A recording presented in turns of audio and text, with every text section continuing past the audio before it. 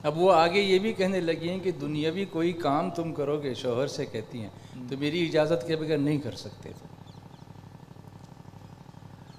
दुनियावी कोई काम का मतलब कहीं जाना हो, कुछ काम मतलब बिजनेस करना हो, ऐसे कोई काम करना एक हद तक यह बात सही हो सकती है, अच्छा मगर मुतलकन इसको सही नहीं करार दिया जा सकता। अच्छा, वो कैसे? शरीयत का ये मसला है कि शौहर अगर परदेश जाना चाहता है तो जाए, मगर 4 महीने के अंदर अंदर घर आए, बीवी से मुलाकात करे। और अगर 4 महीने से ज़्यादा रहना है तो बीवी से इजाज़त ले, अगर परमिशन मिल जाए तो जाए, और परमिशन न मिले तो 4 महीने के अंदर वापस आए। अल्लाह अकबर।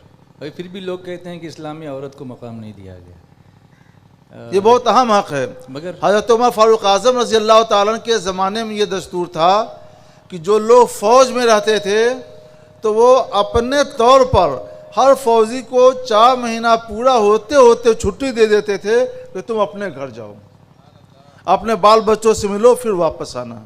फौजी छुट्टी ले ना ले, लेकिन सरकारी तौर पर उनको छुट्टी दे दी जाती थी। सही मुस्लिम शरीफ और सही बुखारी शरीफ की हदीस है कि 2 नौजवान सरकार अलैहिस्सलाम की बारगाह में इल्म दीन हासिल करने के लिए आए। 20 रोज़ तक ये लोग सरकार की बारगाह में रहे।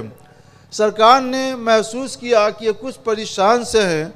पूछा घर पे किसको छोड़ के आए हो? बताया कि हम लोग शादीशुदा हैं।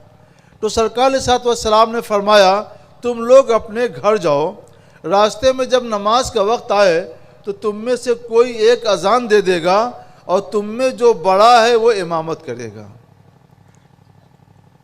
तो शरीयत ने, इस्लाम ने औरत का इस हद तक लिहाज किया है। सिर्फ 20 रोज़ तक सरकार अलैहिस्सलाम की बारगाह में थे। यह हदीस बुखारी और मुस्लिम शरीफ की है। सरकार ने इजाज़त दे दी पहले तुम लोग वहाँ जाओ। और 4 महीने से ज़्यादा तो बगैर वज़ीर दाखिला के परमिशन के नहीं रह सकता कोई। वज़ीर दाखिला, होम मिनिस्टर, वो परमिशन ज़रूरी है उसके लिए। माशाल्लाह।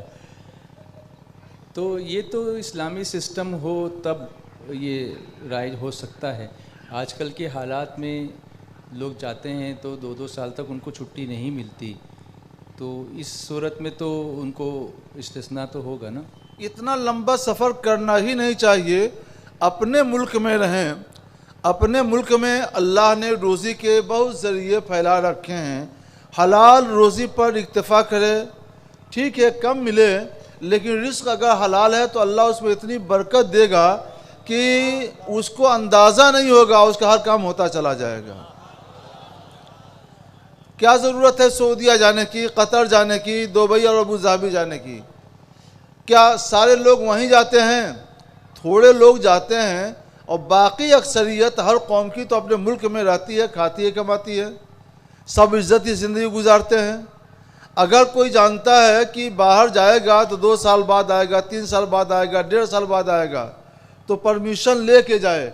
अगर बीवी परमिशन देती है, इजाज़त देती है तो जाए, और नहीं इजाज़त देती है तो ना जाए।